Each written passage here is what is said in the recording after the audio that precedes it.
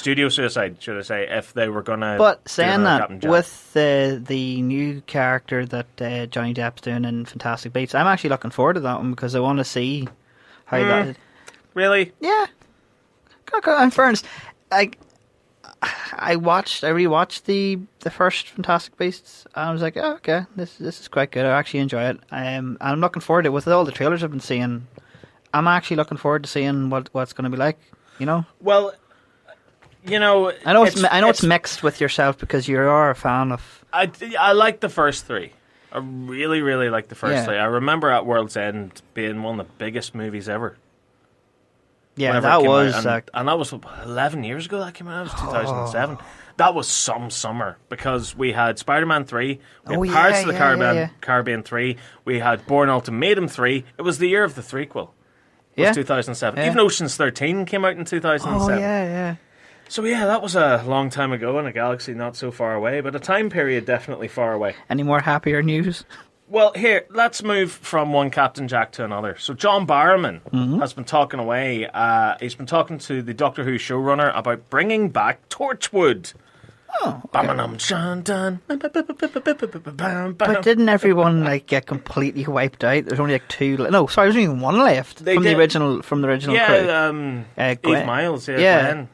So, if, like us, you were wondering about the appearance of a vortex manipulator in last week's Doctor Who episode, which we definitely were, there may be a reason behind it. The vortex manipulator was worn by the villain of last week's episode, but it was the time-travelling device worn and made famous by Captain Jack Harkness, as played by John Barrowman, who is a massive, massive man crush of all of us here on the show. Oh, yes. In fact, I would say, Stephen Amell just about peaks him, but John Barrowman's a close second. Can you tell why Arrow's my favourite show? I've had some wild nights watching that. Right? So, yeah, while it was a nod to that, the Vortex Manipulator appearing in Doctor Who the other week, without a doubt, it may be predicting the return of Jack and his organisation, Torchwood, which is an anagram of Doctor Who. Oh. Yeah, in fact, interesting little side note, the whole reason why Torchwood was a thing in Series 2 of Doctor Who and why it became the spin-off is because for Series 1, the first series of the revival with Christopher Eccleston, they were so super secret with it. In fact, the scripts were sent to the actors, and it wasn't called Doctor Who Episode 1 Rose. It was called Torchwood. Because that's pretty cool. Torchwood was an anagram of Doctor Who. I didn't know that. That's pretty cool. So there you go, a little bit of useless trivia there for you. We're great at pub quizzes. So without going into too much detail, I actually a while back contacted Chris, John Barrowman said. He was the Torchwood showrunner for a while. Was he?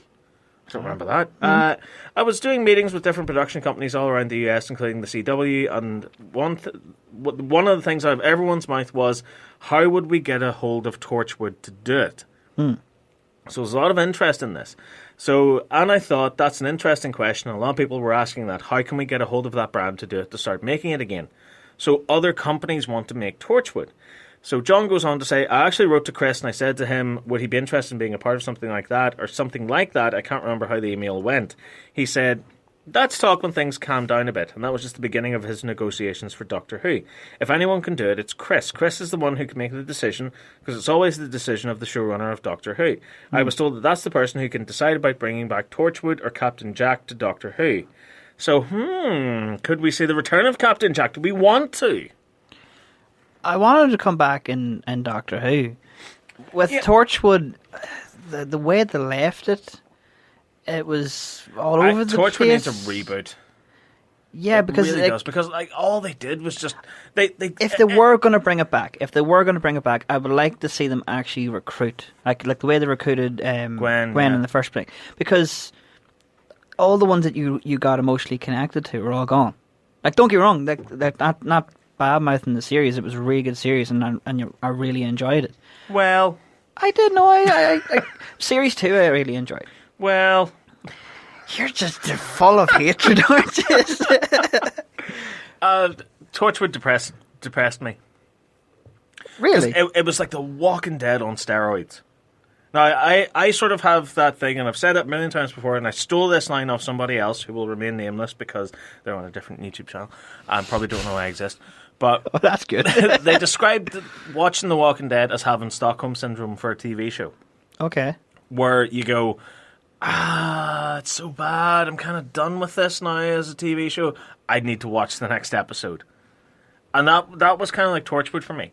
Because what do you mean? What, in the first series or second? Or from the first series onward. Because I remember watching episode 4, and funnily enough, it's November 1st now. And I think November 1st, 2006 was the airing of the third episode of Torchwood. I think, yeah. Way back in 2006. But I remember watching that episode and just afterward just feeling like I need a hug. I liked it because it got more darker. But see, it's because it got so dark. That's what turned me off it. Because it felt nasty. It didn't feel dark as in this is a really great tone and they're hitting all the right beats. I love this. Like, let's not forget, this is the same series that in one breath can have a really dark episode about ghosts. And then the next episode, a sexy cyberwoman's fighting a pterodactyl covered in barbecue sauce. Okay, yeah. It was all over the place as a series. And then they gave you these really great characters, like Owen and Tosh and Yanto, and they killed them off in the most brutal ways possible. But, yeah. So, like, Owen, for example, he gets shot, doesn't he? And then he gets brought back to life, but he's not really alive, and he can't, like, eat anything or whatever. Like, I remember, like, him and Captain Jack being locked in a prison after he was out on a night out, and, like, he had to stand on his head to get the alcohol out of his mouth because his digestive organs had shut down. Yeah. No, and then, like, he gets melted in a weird chemical explosion thing, and I think Tosh gets shot and she bleeds out, and like the last, because like the two of them are on the radio to each other, and the last thing they say to each other is, like, oh, we never went on that date. And that was dead. That was breaking. And then Yanto as well. Yanto's death crushed me in Children of Earth. Yeah, that was where he got poisoned by the 456. Yeah. Oh man. But I think, brutal in fairness, I think with that was, I liked it because it had that element in it where Doctor Who couldn't do it, because it's kind of, we all know it is like focused on for kids and not to watch it. But with that, it's kind of like they took the brakes off it and went, right, we can go and make it more realistic, because if you think about it, with the Doctor, he just time travels, disappears, and off he goes. We actually never see what the She goes. That was she. I got caught now. But with that there, we never actually get to see what happens. Like the ones who are left behind, the ones that have to do. Like, I would love, and it never has happened, I'd love a unit series. See, for me, Torture was the closest to unit, I would say. The ideal spin-off show from Doctor Who for me would be The Time Agency. I've made a video about this on my own YouTube channel, where I'd love it to be this, like Agents of S.H.I.E.L.D., but good. Yeah, if you think about it, the one show that did kind of do that, which I thought that would have been really cool to do it if they'd done it this way, was Legends of Tomorrow. Yeah. When they had their I call it the version of the Time Agency, like the Time Bureau, I think it's called. I thought that would have been pretty cool to see it. But this is another thing that annoyed me, was in the episode with that villain, with the Vortex Manipulator. It's kind of exactly the same thing as when the Time War's always been mentioned. When you hear dribs and drabs of it, we actually don't see it, and then we got that little moment in the 50th anniversary that annoyed me. But what the same with and they say that I'm miserable. Come on, like, you think about the amount of times that we want to see that, and we get a tiny bit. But even with this, the Time Agency, we get drips and drops. Like in series 2 of Torchwood, we hear that the Time Agency is completely disbanded. With this, he wasn't even a time agent. He barred for it. Of Stormcage that barred for the Vortex Manipulator. Yeah, I'd love. Even didn't the Ninth Doctor talk to Jack, saying at the Time Agency wiped like 3 months of his memory as well because of crimes or a crime he did. That was never wrapped up. No, was it? Never. Because never I know once. They brought in his brother in series 2 of Torchwood. Yeah, what's that confused? And like it was the whole Boshin Peninsula thing, because obviously it's the whole thing that Captain Jack's just going to get so old, and because he can't die, he's going to eventually turn into the face of Bo. Yeah, that was pretty cool. I did like that. So like I enjoyed that little kind of callback as well. And Spike from Buffy, obviously he was. I loved him as a time agent, and he was. I would love him to come back because he didn't die. No, he didn't. He just disappeared, went off back he just left again. Yeah. So for me, whenever I first heard that Torchwood was going to be the Doctor Who spin-off and was going to focus on Captain Jack, all we'd seen of Captain Jack was Series 1 of Doctor Who. That's right. And the last time we'd seen him, he was brought back to life by Rose after he was killed by the Daleks. Mm-hmm. But he was stuck in the 51st century, wasn't it? Mm-hmm. And the Daleks had just devastated what was left of a shambling, rotting Earth. Yeah. So I thought, he doesn't have access to time travel. He's going to be stuck in the 51st century. This is going to be really cool. So I thought, like, if you're going to do Torchwood and you're going to bring Torchwood back, don't set it in modern day, don't set it in Cardiff, set it in the future. That would be pretty cool, because then we could see like aliens and different types of technology. It would also explain why Captain Jack looks older. Because John Barrowman's aged significantly in the years since he was on Torchwood. That's very true, yeah. So set it in the future. And this is him sort of like, like he's older, but he's on the way to turning into the face of Bo. Yeah, yeah. So, and then have like big futuristic alien technology, have space battles. Yeah, that would have been pretty cool. And and the Doctor can pop in at any moment because the Doctor's a time traveller. That would be. I would love. I know it'll never happen, but if John Barrowman ever did come back to Doctor Who, I just wanted that one thing. The entire episode is the fall of the Time Agency. Yeah. That the whole that thing that they never explained. That's the reason why his memory was wiped for 3 months, because he was helping the Doctor to try and stop this massive catastrophe. Yeah. But it happened. And obviously it happened before he met the Doctor. But it's time travel. I know, but it happened before he met the Doctor. I would steal memory wipe. I don't know. Sci-fi, wibbly wobbly. Wibbly wobbly. Timey-wimey. But I would love to see. I would love to see him come back as Captain Jack, because you'd love to see him mingle with the new companions and be that. Like I am the previous companion. I was with him a while ago. And the last time we saw Captain Jack and Doctor Who was in David Tennant's final episode, wasn't it? Final time, yeah. Where he buys the captain or the midshipman frame from the Titanic. Yeah. That was the final time, which is really sad. And there's like a wee baby adipose like walking about in the bar and stuff. There's a load of mad monsters about the place.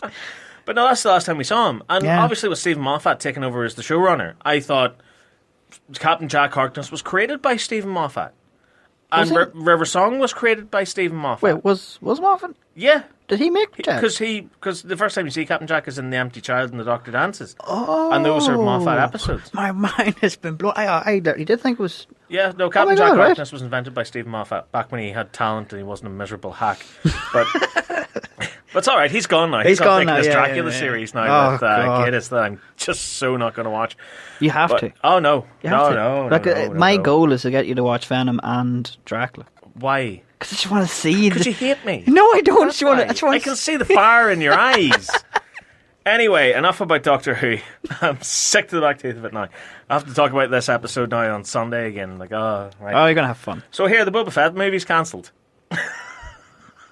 You're meant to give me happy news. Why are you giving me bad? Is this just like bad news today? Yeah. Why? What happened? I think this is. Is it a joke? It's down to the whole Mandalorian TV show that Disney's putting together, I think. But here's the article as appearing on followingnerd.com. The movie, which had Logan director James Mangold attached to write direct, that's a 50-50 there, okay. Was very highly anticipated by many fans, especially with Solo, a Star Wars story, setting up that world that he can inhabit so well. Ironically, we imagine it's Solo's fault the movie isn't happening after the disappointing box office it made earlier this year. Journalist Eric Weber was attending a special screening of Black Panther, along with some of Disney's biggest players, and he took the opportunity to ask Kathleen Kennedy if the movie was still the plan. His tweet is on followingnerd.com. But essentially he says, Kennedy told him the project is 100% dead. With the focus for Lucasfilm and Disney now lying in Episode 9, the Mandalorian TV series, and then Rian Johnson's planned trilogy, that's still happening, but a Boba Fett movie isn't? What is happening? What?